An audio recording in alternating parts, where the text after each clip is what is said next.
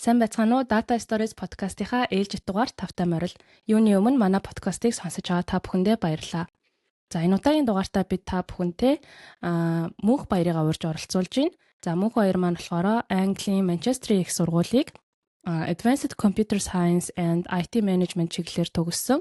За мөн Booking.com компанид ахлах cloud инженерээр ажиллаж байгаад одоо Монголдо ирээд өөрийн хувийн бизнес болох GobiCraft AI Consulting компани үүсгэн байгуулад явж байна.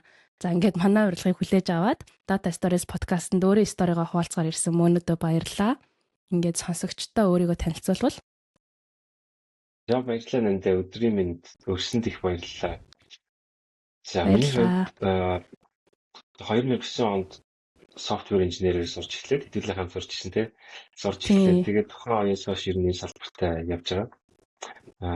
13 оноос хойш Монголынхаа байгууллагуудад ажиллаад 16 онд англи руу мастер сурахаар явсан. За тэгээд англид мастер төгсөөд үргэлжлүүлээд ажлын урилга аваад англид ирнэ. Нийтдээ 9 жил ажиллаад өнгөрсөн жилээс Монголдо ирээд сурч байгаа. Ялангуяа энэ жилээс илүү яг консалтинг фирм байгуулах, AI болон cloud чиглэлээр зөвлөгөө үзүүлэх ажил руу орж байна. За ямар ч гэсэн ингээд өөрийнхөө бизнесийг эхлүүлээд эх орондоо хувь нэмрээ оруулах гээд Монголдо хүрээд ирсэнд нь маш талархууштай байна. За ерөнхийдөө яриагаа бас чиний Манчестерийн сургуульд суралцж байсан үеэс ингээд эхлэе гэж бодлоо. Мөн өдөр болохоор яг Гитэмсийн одоо SV09 Scott-тай шүтээсийн Гитэмсийн нэг ангийн төгсөлтөйгаа тэгээд яг бакалавр маань адилхан софтвер инженерингийн чиглэлтэй.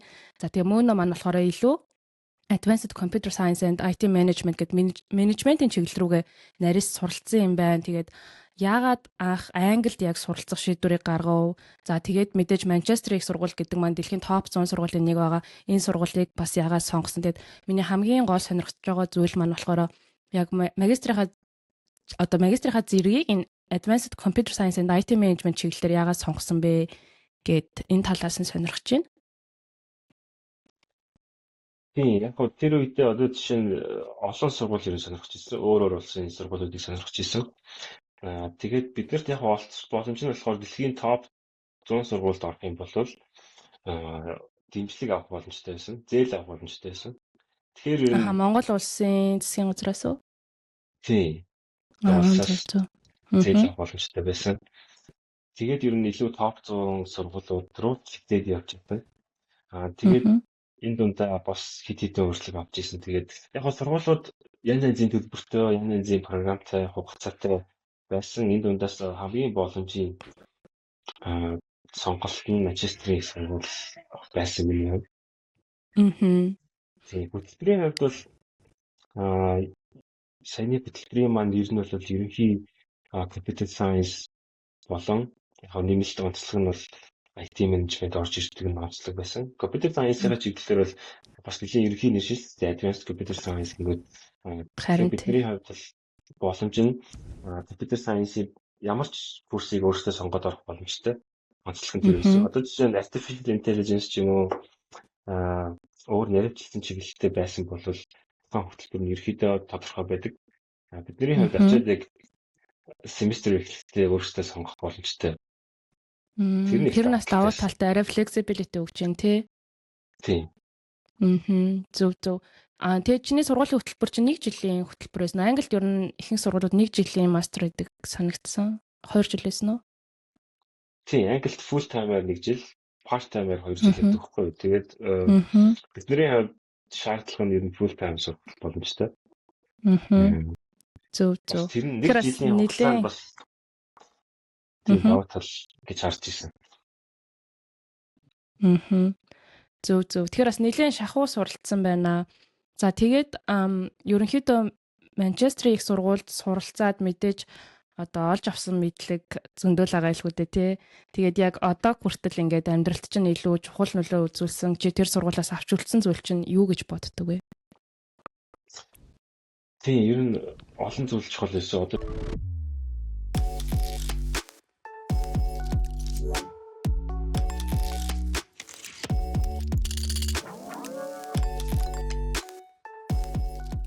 бидний хувьд Монголоос очингууд хамгийн түрүүнд тухайн улсын нийт хүмүүсийн, оюутнуудын, багш нарын нийтлэг соёл яг шалгуур үзүүлэлт зүйлүүд нь мэдээж бидний хувьд маш шинэ байсан. Тэр болгонд нэр нь ордон талсан зохицоод цаашаа хөтөлбөр үйлчлүүлээд өөрийнхөө бод санаж байгаа зүйлээр төлөө явах хэрэгтэйсэн. Хөтөлбөртөөс одоо яг хамгийн түрүүнд орж ирж байгаа зүйл одоо хүртэл би бараг өдөр тутамдаа шахуу байнга одоо санагдж идэг зүйл нь бол юу вэ? Менежментийн хичээл дээр нэг хичээлийнхаа чиглэлээр learning organization гэдэг талаар зээд судлаад явж ирсэн. Энэ маань бол одоо ер нь бол маш үр өгөөжтэй болсон гэж боддог. Одоо learning organization гэхээр одоо байгууллагын тухайн ажилтнуудаа яаж хөгжүүлэх үү, яаж хүмүүс нь тухайн байгууллагад ороод хөгждөг байгууллага болох гэсэн ойлголт واخгүй ер нь бол. За. Болохоор энгийн боловчиг одоо маш чухал ойлголт гэдэг. Ягаад гэвэл тэр байгууллагын ажилтнууд, байгууллагын менежерүүд, инженерүүд, бусад үр өгөөлтэй хүмүүс бүгдээрээ тэргээ хөгжөөд цаашдаа одоо жилдээ магадгүй үр ашиг нь 5-аас 10-аас 20% нэмэгдэж явах юм бол тэр хинт ашигтай гэхээр бүх талтай ашигтай. Байгууллагын үр хэмж нэмэгдэн, байгууллагын мэдлэг, соёл бүх зүйл дэвшлэн, за мэдээж санхүүгийн ашиг гарна. Тухайн ажилтнууд маань өөрсдөө ур чадвар нь сайжирна. Буцаагаад санхүүгийн ашиг гарна, цаашдаа карьерийн ашиг гарна. Ер нь бүх талтай ашигтай маш чухал концепт байна. Тийм шүү. Ер нь бас яг тэр нөгөө ажилтнуудын би бас яг санал нийлж байна. Ажилтнуудын сурах боломжийг хангана гэдэг маань өөрөө бас айгүй даваа талтай байдаг. Энд ч гэсэн ер нь компаниуд дээр суралцах ёстой цаг гээд те learning and development-ыг дэмждэг зөндөө хөтөлбөрүүд байдаг. Тэгээд хүмүүсийн бараг ингээд компаниас сонгох нь ч гэсэн те миний одоо ингээд хөгжих боломж энэ компанид хэрвээ гэдгийг харж ээж өөрөөсөө бас кандидатууд компаниас сонгох юм шиг санагддаг. Тэгвэл тэр талаараас нарийн заадаг гоё юм байна те. Тийм, яг их сургуулийн хэмжээнд л сурч байгаа юм л та. Тэгээд илүү яг практик дээр яг жихнээсээ learning organization байгуулсан соёлтой байгууллагад ороод ирэхээр илүү яг энэ талаараа илүү гүнзгийрээд явчихж байгаа. Одоо жишээ нь booking бол жишээ нь нэлээд өндөр learning болон diversity inclusion соёлтой компани.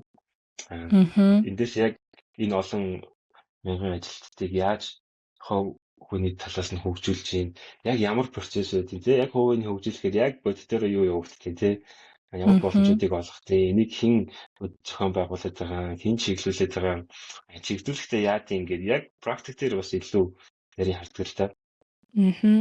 Тэгэхээр яг мөнэгийн хариулт миний дараагийн асуулт руу айгүй уйлдаж орж ирж байна л та. Би яг ерөнхийдөө чиний booking.com-д ажиллаж байсан туршлага болон за тэгээд англид яг сургуулаа төгсөөд ерөнхийдөө ямар ажлын байран дээр хэрхэн ажиллаж байсан талаар сонирхъя гэж бодлоо. За тэгээд booking.com-ыг ер нь бол ихэнх хүмүүс мэдж байгаа. Миний хувьд бол яг хувийн онгоцны тиктэй захиалах, за зочид буудал захиалах юм уу те тэр аялын үед айгүй их аппликейшнийг ашигладаг.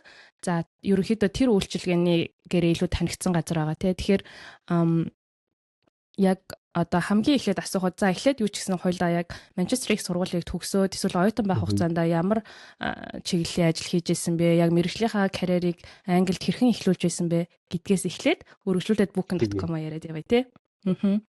Тэгээ бас оюутан байх үед яг хувийнхаа төлөвлөгөөг очиод гаргаж ирсэн. Одоо жишээ нь бид нар чинь 1 жил сурна гингүүд цаанаасаа 1 жил 3 сарын виз өгдөг байхгүй.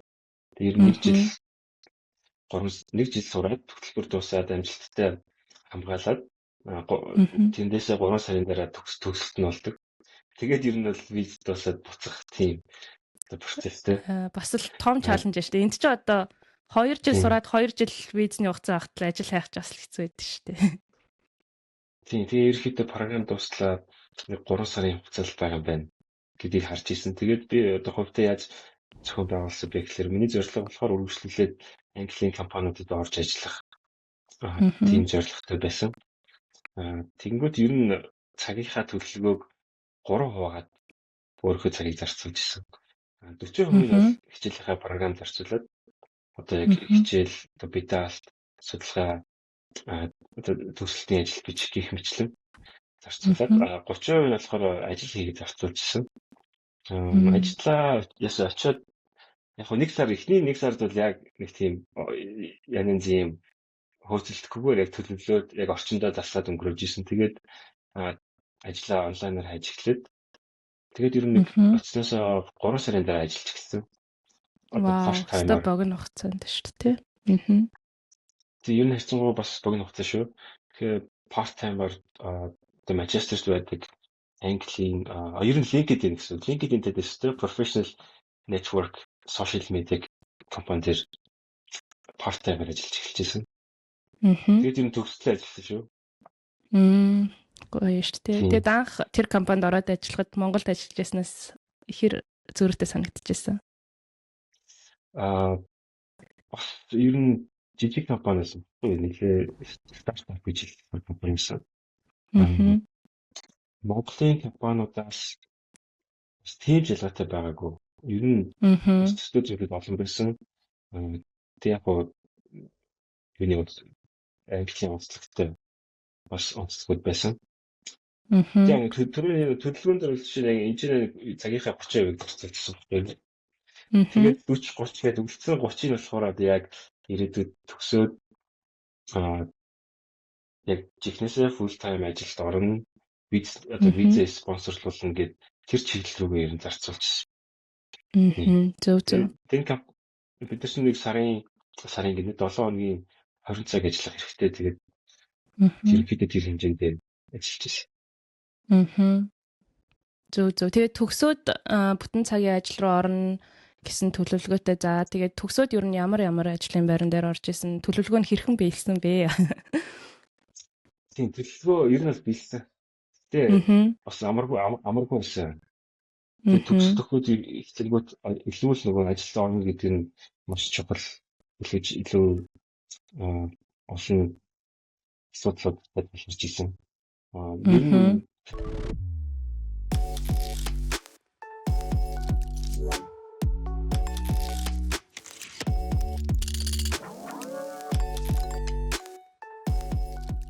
Манайдраад ингэж материалаа явуулаад бараг 100 гаруй аппликейшн явуулж ирсэн санагдчихэв. Тэнгүүд хичсэн их нь хариу ирдэггүй те. За хариу ирсэн гэсэн нөгөө виз манай компани виз олгох боломжгүй гэдэг асуудал тухайн үед л маш том асуудал байсан. Одоо чиний хэлсэн шиг бас англи бас төгсөгчд нэгээс 2 жил виз хүсэх хэрэгтэй болсон. Тухайн үед 16 онд арай зөөлсөн байна. Энэ сүүлд 21 оноос хийж эхэлсэн санагдчихэв тийм. Одоо юм дэж болсон. Тэгвэл бид тухайн үед яжсан бохгүй одоо засгийн газрын одоо мэдээлэлээс нь виз олгох боломжтой компанидын жагсаалтыг аваад тэр нь пабликаар ил байсан.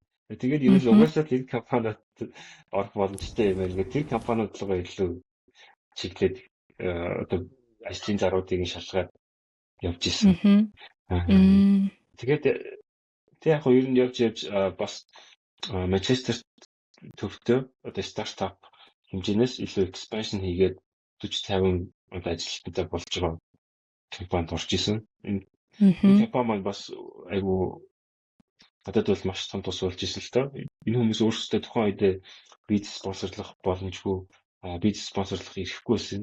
Гэхдээ уулзаад ярилцаад бид нэр виз спонсорлох ирэх авъя. Тэгээд чамайг спонсорлъя гэж хоорондоо ярилцаад тэгээд яг дөнгөж төгсөөл яг шууд одоо төсөлтийн ажлыг бичиж өгчөөл нэг 7 хоногийн дараа шууд ажиллаад эхэлчихсэн. Зөв эргээд бодоход ч бас нэлээд том чаленжууд шүү тий. Яг ингээд виз туулцсан тэгэл бүтэн цагийн ажил болохгүй. Тэгэхээр тэр нөхцөлд яг бүр спонсорлгүй компани спонсорлоод авъя гэхэд одоо мөнөгийн ямар уур чадвартай байсан бэ гэдэг нь би харагдаж байна л гэж бодож байна л да. Хэр оргийн хүн дээр бол тийм санал тавихгүй байх гэж бодож байна. За тэгээд тэр поинтай компаниас үргэлжлүүлээд одоо дараагийн компани Booking.com байсан уу? Тэгвэл Booking.com-ийн талаар ерөнхийдөө. За поинтай компанид. Тэгээ поинтай компанид бас тэгээд 3 жил хагас ажилласан. Тэгээд бас ер нь ковидын хүндрэлээс болоод байгууллагын нөхцөл байдал нэлээд муудсан. Одоо юу гэхгүй wellness салбарт ажилладаг. Тэгвэл ковидын үеэр чи ямар ч вэлээс ажиллах байсан те. Одоо хүнээс хүнд харилцааг хязгаарласан учраас ер нь компани байдаг хэвчээ. Тэгээд яг уу бас нэлийн одоо миний хувьд бол айгүй том тусалж исэн компани болохоор яг бас эцсийг нь хүртэл сайн ажиллая гэж бодож исэн. Тэгээд яг үнэхээр боломжгүй болоод цаашдаа бас карьерийн асуудал ч гэсэн компани зүгээс дэмжих боломжгүй болоод тэгээд ер нь шинэ ажил орохоор шийдээд тэгээд Booking.com орж исэн. Гэтэ бас орох гэж бас ковидын үеэр зөндөө болсон. Нэг жил хүлээж аваад орсон шүү. Booking.com ч бас л ялгаагүй ковид дагаад унахаар төрөл юм шүү ер нь. Уг нь тий бизнес нь. Тэгээд яг нэг ковидын үлдрэл үүсгэхээс өмнө болсон ажиллахантаа бас яг нэг локдаун болохоос өмнө ковидтэй үед тэр үедээ бас ярьцлагандаа ороод эхэлж ирсэн. Тэгээд ер нь заа болж гинэ ингээд ажлын урилга явуулах чинь тэднийх нь маргаашнаас нь локдаун болоод тэгээд бас Booking бас үйл ажиллагаагаа ямар ч хүн аг үйл ажиллагаагаа зогсоогоод цаашдаа бас 20 орчим хувиар ажилтнуудад чөлөөлсөн санагдаж байна. Тэр үе. Зөв бид нар бас энэ Австралид яг хөө ингээд тэр тусмаа IT, data, AI-ийн салбарт орох гэж байгаа залуучуудад ерөнхийдөө hiring процессд нь CV бэлдэх ч юм уу эдгэртэн тусалдаг. Тэгээд Booking.com анх одоо орж исэн тэр hiring процесс нь ямар байсан бэ? Яг ямар рол дээр ямар үе шатуудыг дамжиж одоо ажилд орсон бэ?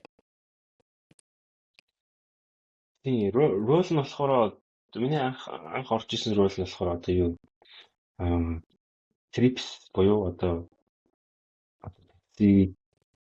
ямар нэгэн одоо Uber статустай юм тий агаас дээдсэг бүртэл хүнийг бүргэх үйлчлэгээний хэсэг нь тэр энэ хэсгийн маань бас төв офс нэг Манчестерт байдаг гэсэн үг байхгүй. Тэгээд яг энэ чинь яг ажиллах инженерээр орс тийм ярилцлаганд орж ирсэн. Тэгээд ярилцлага бол ер нь стандарт байсан л та. Одоо яг стандарт 3-4 үйлчлэлтэй. Гэтэ дуцаар ярьдагтэй. Тэгээд ер нь энэ мэдээллийг зөвлүүлээд матчлсан уу гэдгийг шалтгаалаад тэгээд араас нь 2 интервьюд аваад Манчестерт оффстой учраас надад сарцангуй ойрхон байсан. Тэгээ яг оффс дээр очиад ярьцлаганд ороод яг үргэлж юм болохоор яаж ийсэн өөрийнхөө компанийнхаа бас өөрсдийнх нь инженерийн барилаас хамаарат pairing хийжсэн. Pair code шиг маяг нь уу? Тийм. Тэгэхээр ер нь би гацаараас шийдэнтэй. Гэхдээ эзэн нөгөө хүнээ pair болгож тийм setup байсан. Нөгөө 2 хүн байсан гэхгүй. Интервьюер нь pair болоогүй тусдаа өөр хүн pair болж байгаа юм уу тий? Интервьюер нь өөрсдөө pair. 2 интервью. Би тэр хоёрыг одоо pair болгож ашиглах боломжтой. Яг тэгвэл бас компани нөгөө илүү багийн ажиллагаа ямар байдгийг, харилцаа ямар байдгийг хүнээс бас мэддэг юм яаж асууж авдیں۔ Тэрийг бас харах. Зүгээр ганцхан problem solver биш. Илүү багийн ажиллагааг харж ирсэн. Зөв. Тэгэхээр одоо нэг шатных нь ярилцлага нь тийм pair code-нтай ерөн technical aspect чинь шалгасан ярилцлага байсан байна. Дараагийн шат нь ямар байсан бэ? Дараагийн шат нь систем дизайны хэсэг. Зөв. Яг систем загварчилсан. Booking ер нь public cloud руу бүрэн шилжих стратеги нь олон жилийн гарсан байсан. Тэгэхээр ер нь cloud дээр систем загварчлалтай л байсан. Тийм сэрэл байсан. Зөв. За тэгвэл одоо ерөнхийдөө Booking.com доторх одоо компани соёл нь ямар байдгүй яг ингээд ороод ажиллахад ямар хөө байсан. За тэгээд өмнө нь бас ингээд чи дурдсанчлан Booking.com дээр ингээд яг сурах одоо боломжийг сайн хангадаг гэж штэ тий. Тэрнээс ч одоо жишээ нь highlight хийгээд ярих юм ч юм уу тий. Тиймэрхүү зүйлээ юу байна вэ? Тийм ер нь байгууллагын соёл одоо жишээ нь миний өмнө Англид очиод ажиллаж исэн 2 байгууллагаас хамаагүй өөр байсан л та. За нэгдүгээр олон улсын корпорац салбартаа тэргүүлэх байр суурьнд очсон. Олон ажилтнтай, олон офстой хэмжээний зүйлүүд нь ер нь бол бүх юм маш сайн сетап хийгдсэн байсан. Одоо хувь хүний хөгжлийг дэмжих хөтөлбөрүүд бүх юм нэр нь тодорхой байсан. Мгм.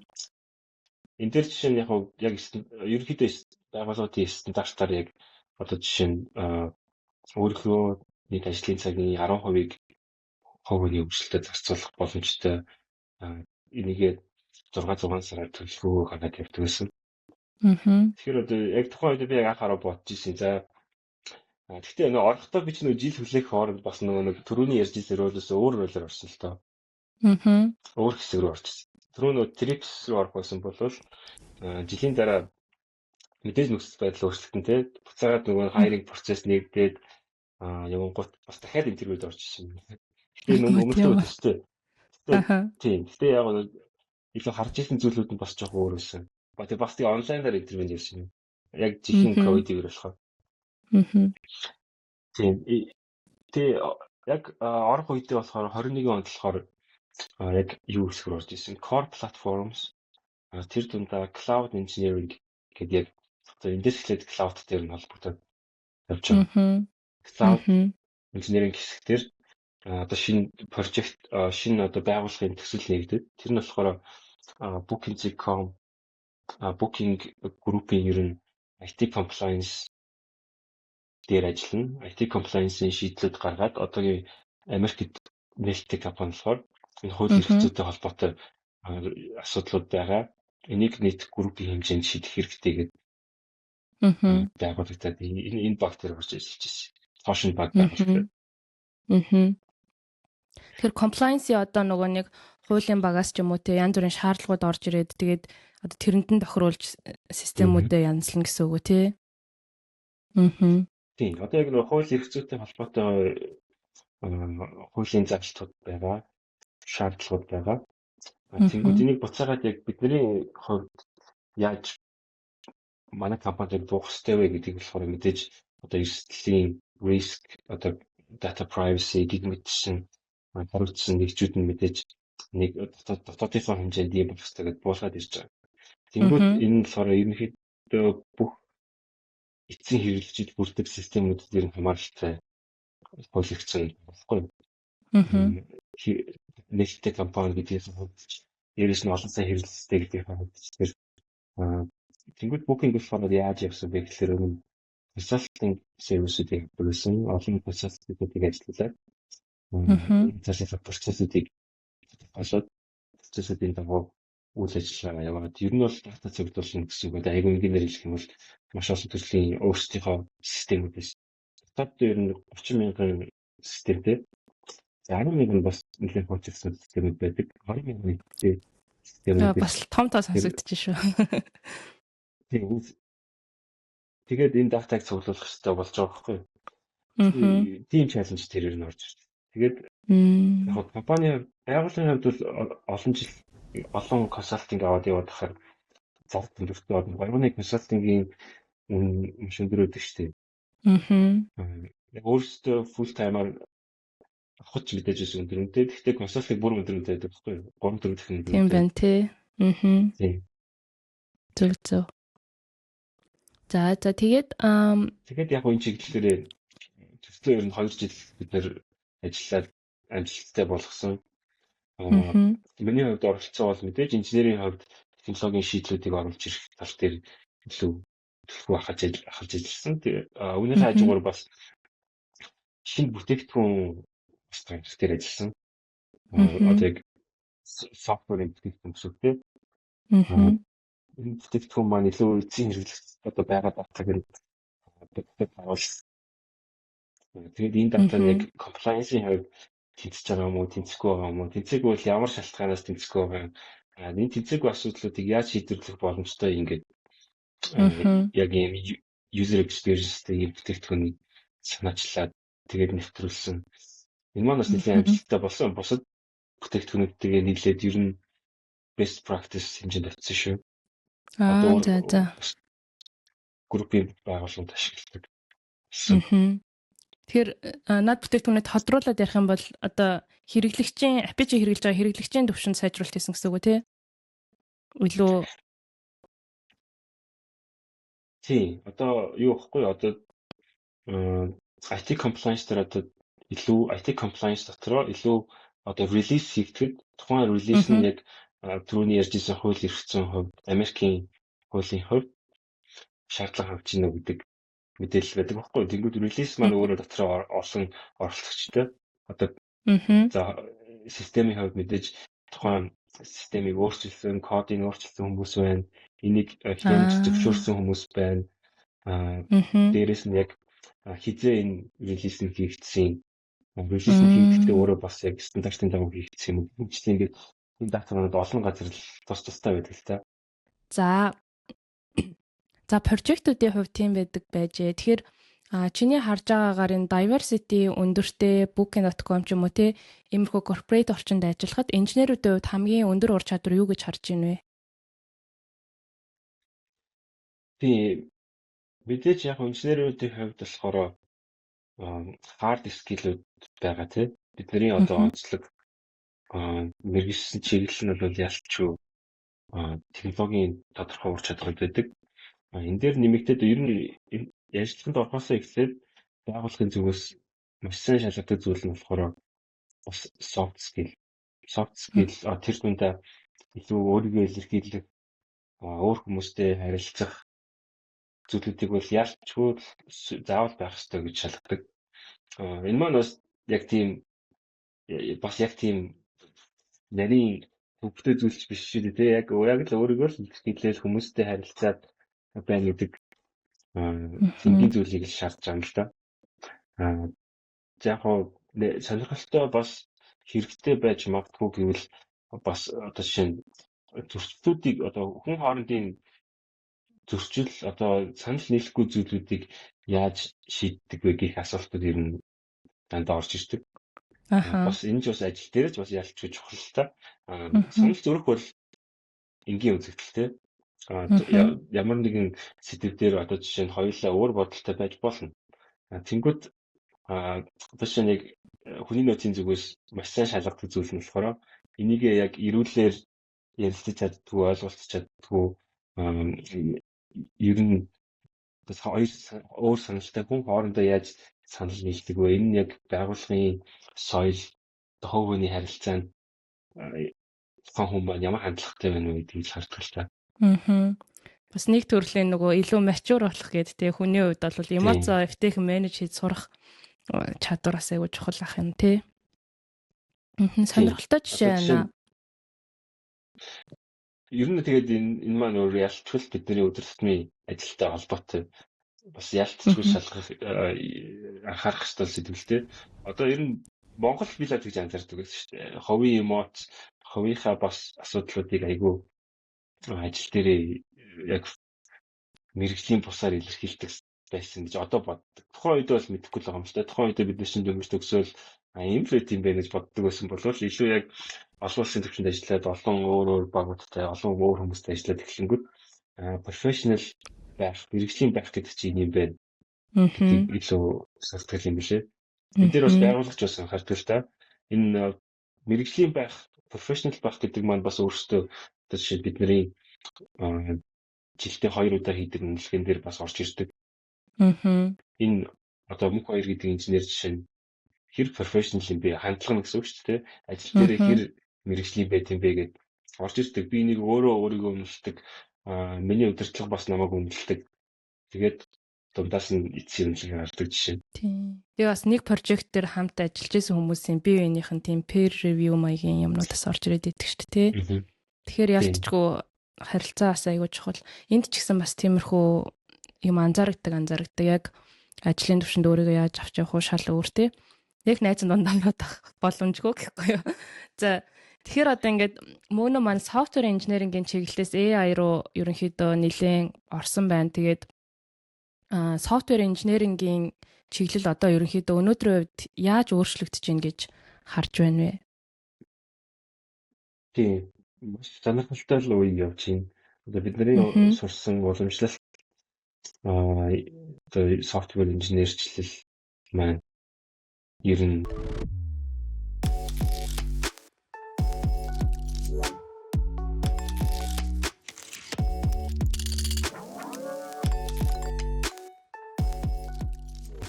шинжлэгдэж байна. Жишээ нь одоо миний хувьд ингэж л тодорхойлоод байгаа юм л та. Одоо дэлхий дээр байгаа системүүд одоо байгууллагын тухайн одоо жижиг дунд байгууллагын ч юм уу, төрийн ч юм уу маш олон систем байгаа шүү дээ. Хэрвээ энэ системүүд ашиглагдж байгаа, цаашдаа ашиглагдах бол одоо ер нь шинжлэгдэх шаардлагатай болж байгаа. Одоо уламжлалт систем бол код яаж тодорхойлогдсон байна? Тэрнгээр л явдаг. Жишээ нь одоо дататай холбоотой өгдөг чинь тодорхой төрлийн дата гаргаж авдаг байлаа гэхэд сараар гардаг ч юм тий 3 сараар гардаг, 1 жилээр гардаг гэж тодорхойлсон бол тэрнгээр л гардаг тий. Тэргүүд одоо бид нэр энэ дээрээ илүү одоо хиймэл ухааны интеграшныг хийж өгснөөрөө хүний одоо хүн өөрийнхөө хэлээр харилцаад за энэ текст гэж болно, дуу хоолой байж болно. Энд нь тааруулаад тухайн датаг чинь гаргах боломжтой хамгийн энгийнээр ярил тий. Хүн юу гэж хэлсэн юм? 1 жил 10 хоногоор датаг авъя гэвэл тэрийг одоо жишээ нь интеграшн ойлгоод цаанаас нь датаг гаргах боломжтой. Энэ дээр эрхийн зохицуулалт интеграшн гэх мэт инженерийн ажлууд хийгдээд ийм боломж нараад ирж байгаа байхгүй. Харин тийм манай дээр бол одоо миний одоо ажиллаж байгаа газар болохоор ерөнхийдөө Transport Accident Commission гэдэг яг зам тээврийн осолтой холбоотой газар байгаа байхгүй юу? Тэгэхээр гол төлөв AI-ыг юун дээр нэвтрүүлээд байна вэ гэхээр ингээд мэдээллийг summarize хийх дээр аягүй их нэвтрүүлээд ах шүү гэдэг. Одоо жишээ нь ингээд зам тээврийн осолд орсон хүмүүс одоо ингээд дуудлага өгөөд би ийм осолд орсон ингэсэн энтер гэл өмнө нь болохоор ингээд амьд харилцаатай яриа үүснэ гэхээс илүү тэр хүний яриаг нөгөө оператор нь бичиж авах дээр нөт хийх дээр илүү их ингэж төвлөрдөг байсан бол одоо AI-ийн тусламжтайгаар тэр хүний яриаг шууд ингээд формын ямар фильтр юу юуг нь бүгэлхийг ингээд мэдээд бүгэлчдэг. За тэгээд нөгөө ярилцж байгаа хүн болохоор яг rail connection тэр хүнд концерн хийж илүү ярилцж байгаа байхгүй юу. Тэгэхээр бас тэрэн дээр айгуу тийм айтайхан AI нэвтрэл санагдаад идэв надаа. Тэгээд янз бүрийн салбарт л орж байгаа бах тий. Тэр санийхээс айгуу гол хийсэн л та.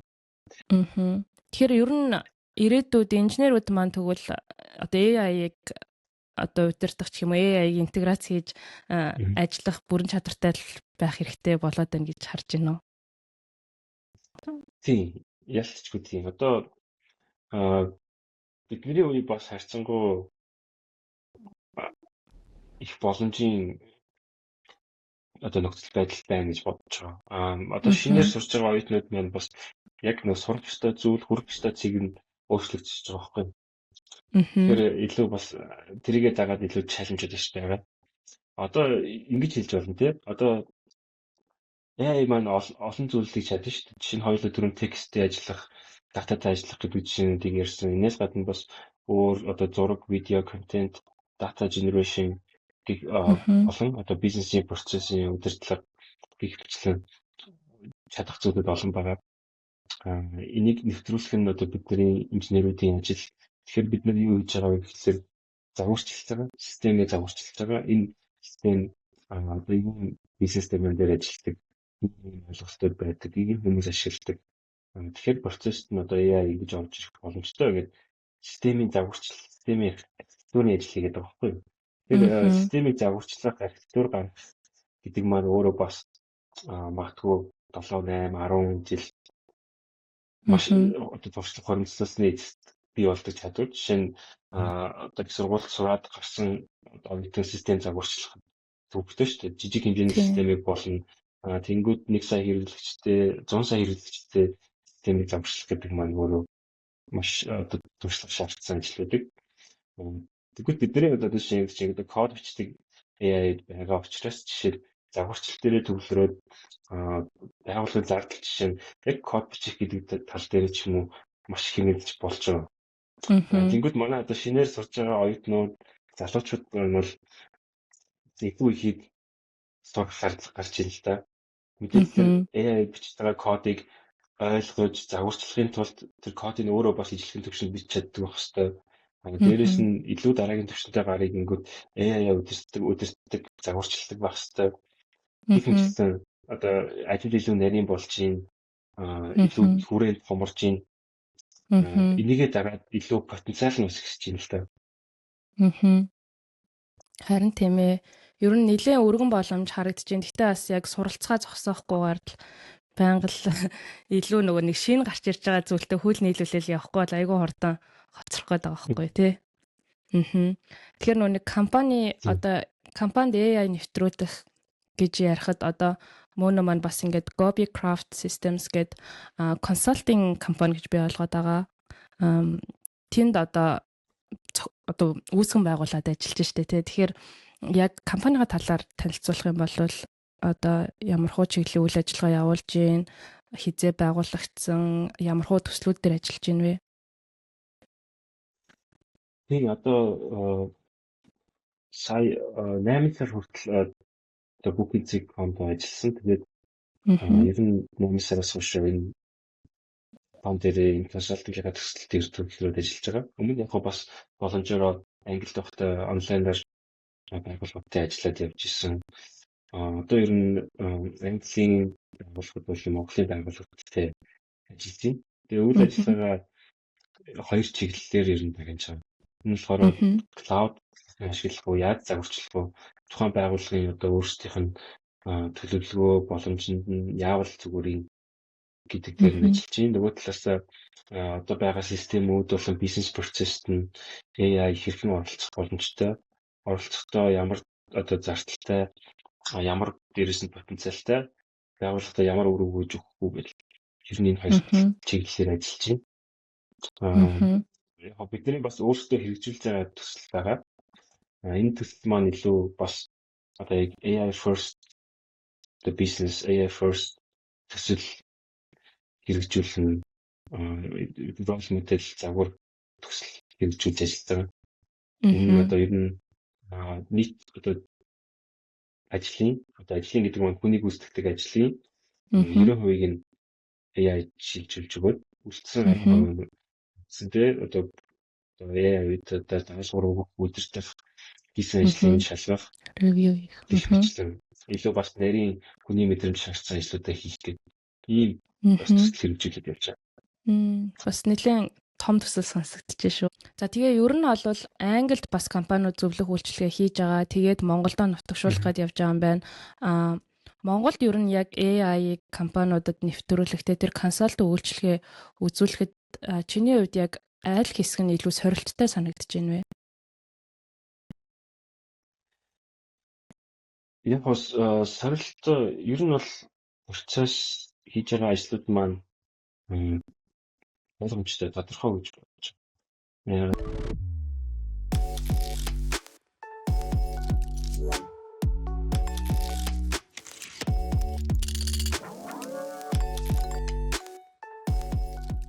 Яг нь тухайн байгууллага өөрөө одоо манай систем дээр ер нь ийм боломж байгаа юм байна.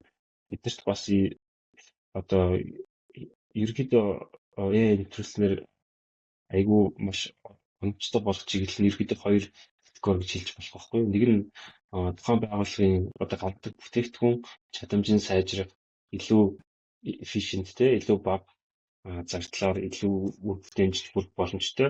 Хэрэглэлтэй бүр боломжийг гоё бүтээгдэхүүн болох боломжтой. Нөгөө талаас тухайн байгууллагын ажилтнуудын давтагдан хийгдэг автоматжуулах боломжтой зүйлүүдийг автоматжуулж байгаа. Тэгэхээр энэ хоёр тал дээр л ер нь тухайн байгууллагад ямар боломж вэ? Тэрийг нэвтрүүлэл явдаг. Миний яг бидний арга барил бол бас юм байгаа.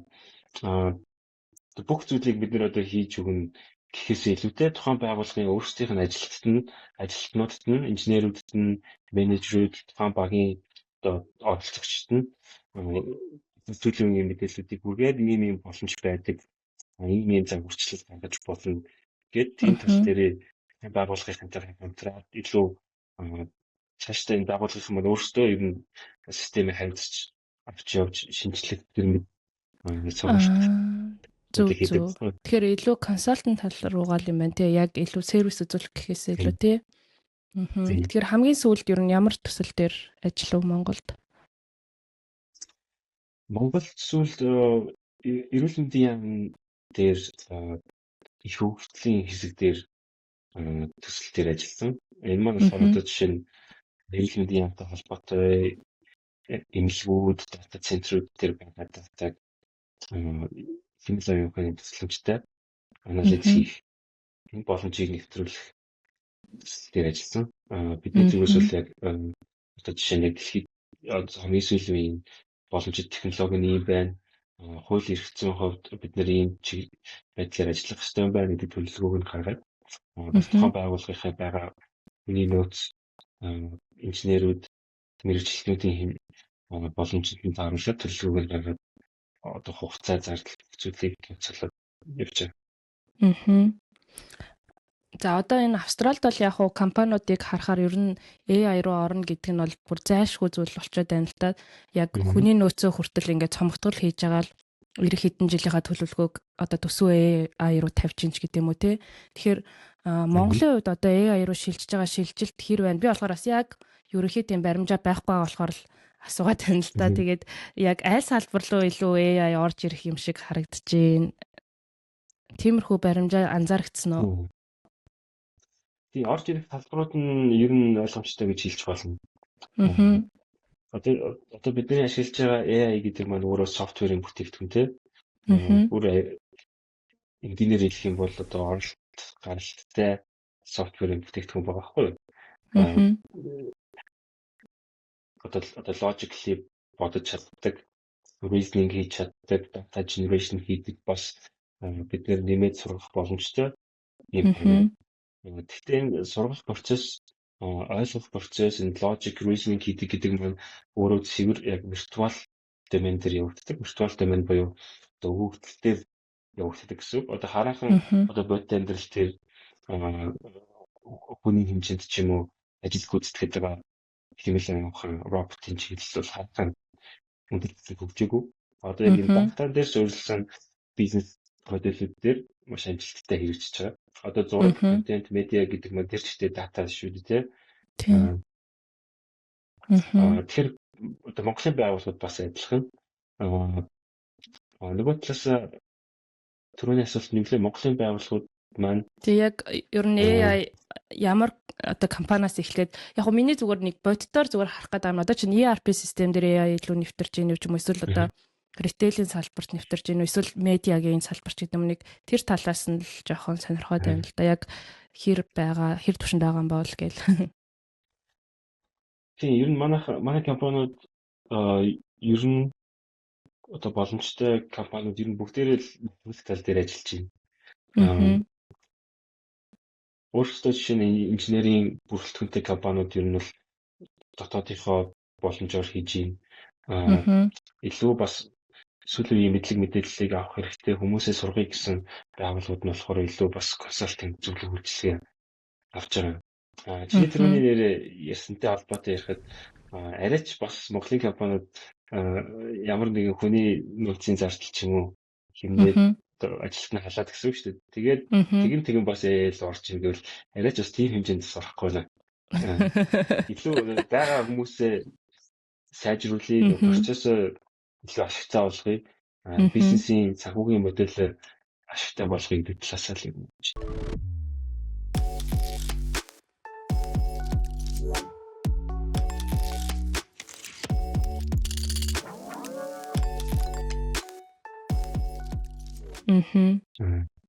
Зөв. За Govicraft Systems компани хатлаар юм байгаа юм байна. За тэгээд цаашдаа улам өргөжөөд хөгжөөд том компани том босс болоорой гэж хүсье. За тэгээд дараагийн сэдв маань болохоор мөнөө маань бас ингээд сайн дурын одоо зүйлүүдийг хийдэг гэх юм уу? Ямар ч байсан миний мэдж байгаагаар бол хүүхдүүдэд зориулсан Tomco гэдэг нэг аппликейшн англи дахтаа хийжсэн тий. Одоос нэлээд олон хэрэглэгчтэй байгаа. За мөн оюутнуудад болон залуу одоо мэрэгчлэнүүдэд менторингийн зүйл бас хийдэг.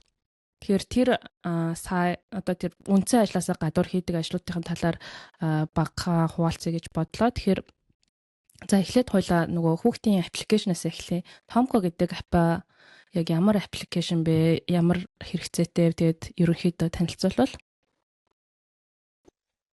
Тийм одоо яг хоо ингээд амьдарч байгаа үед бид нар толгойд байсан асуудал нь хүүхдүүд маань монгол хэлээ сайн сурахгүй. Бас монгол хэл сурах материал олох бас төвтэй.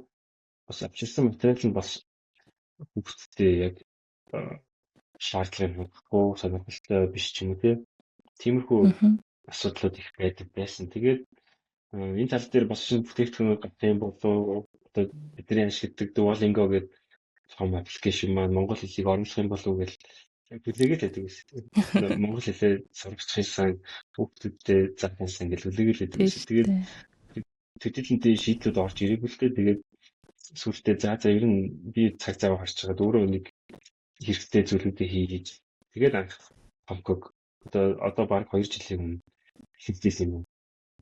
Тэгээд анх яг унших номуудыг хийжсэн. Хийхдээ болохоор ихэд AI ашиглаад яг үндсэн санааг нь гаргаад хинаад тэгээд AI-аар номын материалаа хийлгээд тэгээд аппликейшн дээр ном унших боломжтойгоор гарч ирсэн. Тэгээд бас нэмэлтээр бас яасан хэл сурах контентуудыг оруулж эхэлсэн. Ерөнхийдөө бас Duolingo-тэй төстэй гарах байлаа. Одоо монгол хэл, англи хэл, солонгос, герман, япон гэдэг хэлнүүдийг хятад хэлээр гаргав. Одоо энэ контентуудыг ингээд хийж байгаа. Түрүүний би нэг AI first business, AI first компани жишээ гаргана гэж дурдчихсан тий. Тэр маань одоо энэ төсөл дээр хэрэгжүүлж байгаа байхгүй одоо Tomco Books гэдэг хүн харахад одоо хэрэглэх боломжтой 2 аппликейшн байна. Тэнгүүд энийг цаана мэдээж бизнесийн процесс нь байгаа тий. Контент үйлдвэрлэн, хичээлүүд гаргана, ном гаргана гэх мэтлэн энэ процессыг түрүүний ярьжсэн 90% AI-аар хэмэл уян агентууд байршуулад ажиллуулж байгаа. Зөв. За тэгвэл бас аппликейшны маань хэрэглээ нь хүүхдүүдэд айгүй хэрэгтэй. Тэгээ цаад процесс нь бас AI нэвтрүүлсэн. Ер нь нэлээд гоё комбинашн байгаа юм байна тий. Тэгэхээр бас сонсож байгаа хүмүүстээ хэлэхэд мөн маань 3 хүүхдийн аав байгаа. Тэгэхээр 3 хүүхдийн аавын нүдээр гадаадд амьдарч байгаа хүүхдүүдийн аавын нүдээр харсан аппликейшн байгаа болохоор гадаадд амьдарч байгаа монголчуудад манаас хүүхдтэй монгол хэлээ зааж өгт нь ядаад орой олгоо үлгэр яриад өгт нь маш хэрэгтэй аппликейшн байгаа гэж би бас харж байгаа. Манайх бас хэрэгэлдэг. За тэгээд бас оюутнуудад болон залуу мэрэгчлэнүүдэд менторинг үзүүлдэг. За тэр менторингийн талаар бол би бас нэг нарийн мэдэхгүй байна. Ер нь ямар хөө чиглэлээр менторинг хийж байна? Би одоо менторинг идэвхтэй хийгээд бараг 10 жил болж шүү. Мастер сурч байгаа үеэсээ эхэлсэн. Ер нь яа тийм үү одоо софтвер инженер чиглэлээр сурсан болохоор энэ талаар ихэвчлэн менторинг хийдэг. Холбогддог одоо оюутнууд, залуучууд маань ч гэсэн энэ ихэвчлэн софт технологийн салбартай байдаг. Бас яг гадагшаа сурах, англи руу сурах гэдэг чинь энэ талаар бас зөвлөгөө авч ирсэн хүүхдүүд бас байгаа. Гэхдээ ер нь софтвер инженерийн технологийн тал дээр илүү ур чадвараа сайжруулах, одоо ажилтдаг бол илүү боломжийн ажилд орох, илүү нөхцөл байдлаа сайжруулах, сурдаг бол яг хүссэн ажилдаа орох гэх мэтлэн эсвэл тодорхой нэг чиглэлээр ур чадвараа сайжруулах. Иймэрхүү чиглэлүүдээр л менторинг хийдэг. Тэгээд одоо ер нь нэг 11-2 улсын залуучуудад ер нь менторинг хийсэн. байна. Монголчуудаас олон улсын хүмүүс гэсэн үг үү тий? Эсвэл олон улсад амьдарч байгаа гадаад Монгол хүмүүс гэсэн үг үү? Өөр улсын хүмүүс гэсэн. Аха. Зөв. Тэгвэл амьдарч байгаа хүмүүс хвчлэн байна. Тэгвэл яг би нөгөө нэг яг монголчуудад төвлөрсөн байдлаар л нэг асуулт бэлдсэн байсан юм л да. Тэр нь одоо бид нараас ингээл монголчуудаа жоохон харьцаад янз бүр юм дээр ингээд дэмжлэг үзүүлээд ирэнгүүт ингээд яг юм амар хурдтай хүмүүс ер нь айгүй хурдан одоо амжилтанд хүрээд идэг ч юм уу нэг тийм эрч хүчинд багтаж яатсан нэг тийм хүмүүс байдаг да нэг заастаа бодоо болгоод үгүй гэсэн. Тийм акшн ориентед хүмүүс ингээ илүү хурдан прогресс үзүүлээд идэг байхгүй юу. Тэгэхээр чиний анзаарснаар ер нь одоо ямархуу төрлийн хүмүүс одоо менторинг гэж чинь зүйл илүү их шингээд илүү одоо амьдралын сайхан дараагийн түвшинд гараад ч гэдэм үү те эсвэл одоо position ахиад ч явж гэдэг юм уу тэгж явж гин. За эсвэргээрээ бас ингээд ямархуу зан төлөвтэй хүмүүс нэг арай энэ одоо олон улсын хэмжээнд ажиллахад жоохон удаан цаг зарцуулаад арай жоохон хойрог талтай байгаад байна гэх юм уу. Тиймэрхүү анзаарсан зүйл байгаа юу одоо нэг паттерн шиг юм. Одоо тэгээд яг энэ кейсүүдээр ментор хийсэн. Гэхдээ би холбогдсон хүмүүс бүгдэнд нь л ер нь хүчлээ боддог. Ямар нэгэн төлбөр авдаггүй. Үйлчлэгтэй.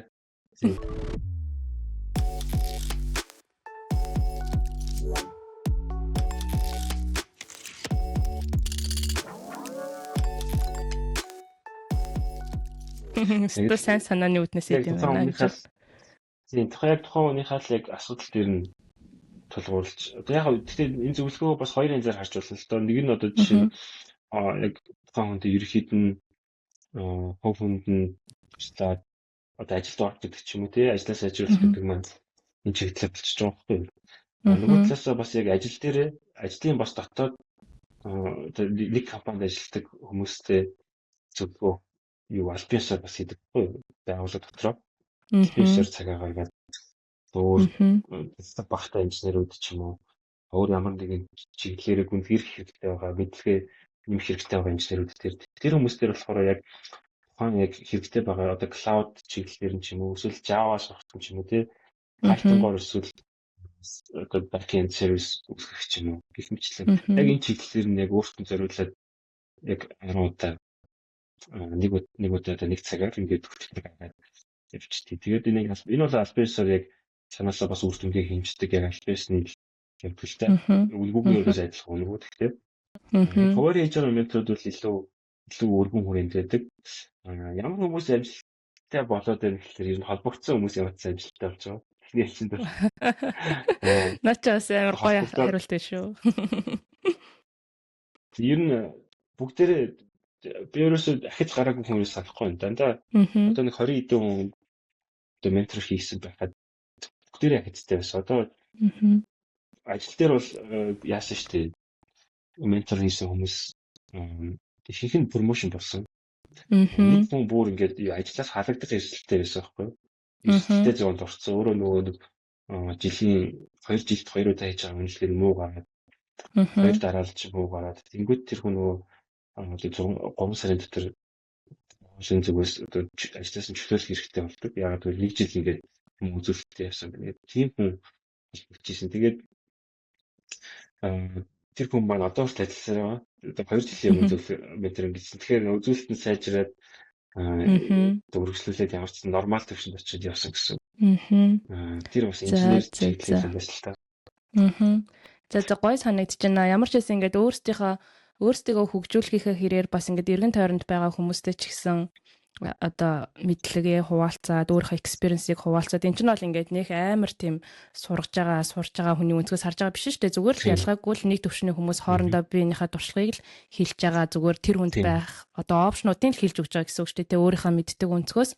Тэгээд энэ байдлаар тусалж явж байгаа маань бас сонсоход айгу таатай байна. Миний бас амьдралын үнэцүүлдэг ч гэсэн айгу таарч ийн гэхгүй юу. Тэгээд баярлалаа мөнөө цаг заваад зарцуулаад өнөөдрийн маань подкастэнд оролцсонд баярлалаа. Тэгээд үндсэн ажилласаа гадна өөр олон янзын зүйлийг хийгээд нийгэмдээ хүүхдүүдэд залуучуудад хэрэгтэй зүйлүүдийг хийж байгаад баярлалаа. Тэгээд ангийнхаа залуугийн мундаг явж байгаад бас их бахархаж байна. За тэгээд хэрвээ би янз бүрийн асууж амжаагүй зүйл авах юм бол ингээд манай подкастын маань төгсгөл ирж байна. Тэгээд сүүлийнхаа хитэн хормыг мөнөдөө шилжүүлье. За баярлалаа. Өрсөнд баярлалаа. Ярилцсанд баярлалаа. За хоёулаа нэлээл дэлгэрэнгүй ярьлаа. Яг дараа бас илүү нэрийг бас ярих боломж гарах гэж бодож байна. Тэгээ яг үздэг хүмүүстэй ер нь бас технологи, дата сүртэй хүмүүс үзчихэж магадгүй тий. Тэгээд ер нь бид нэр ер нь дандаа сурч явах хэрэгтэй байна. Ер нь сурах гэдэг процесс маань зөвхөн их сургуульд ч явагддаггүй. Ер нь карьерийн туршлагатгүй л явагддаг юм байна. Тэгэхээр мэдээж одоо зах зээл өөрчлөгдөж байгаа, нөхцөл байдал өөрчлөгдөж байгаа, технологи өөрчлөгдөж байгаа. Энүүд ялангуяа бид нэр судалгаа зохицуулах юм байна. Энэ маань бас өдөр болгон жишээ нь ингээл 3-4 цаг юм сонирхол гэсэн биш шүү дээ. Ямар ч гэсэн тогтмол митэмтэй шинэ мэдээллүүд орж ирэх суугтай. Энэ дээр бас магадгүй мэдээлэлтэй байгаа мэдээлэл илүү одоо хэцтэй мэдээлэлтэй байгаа нь бусадтай бас шеэрлэх боломжтой байвал бас магадгүй тэр талтай ашигтай байдаг гэж хардаг. Одоо шинэ менторинг жишээ нь одоо нэгэн заагаад нэгэн сургаад байгаа гэхээс илүүтэй ер нь бас хоёр талтай хоёулаа л сурч идэг байхгүй. Тийм. Магадгүй тэр сэдвээр би ингээд мэддэг сэдвээр ярьж байгаа ч гэсэн би өөр зүйлийг сурч идэг байхгүй. Жишээ нь одоо өөр суперлийн хүмүүстэй ингүүл илүү жишээ нь үр бүтээн илүү юм бэ. Заах аргууд ихтэй жишээ нь энэ төрлийн хүмүүс энэ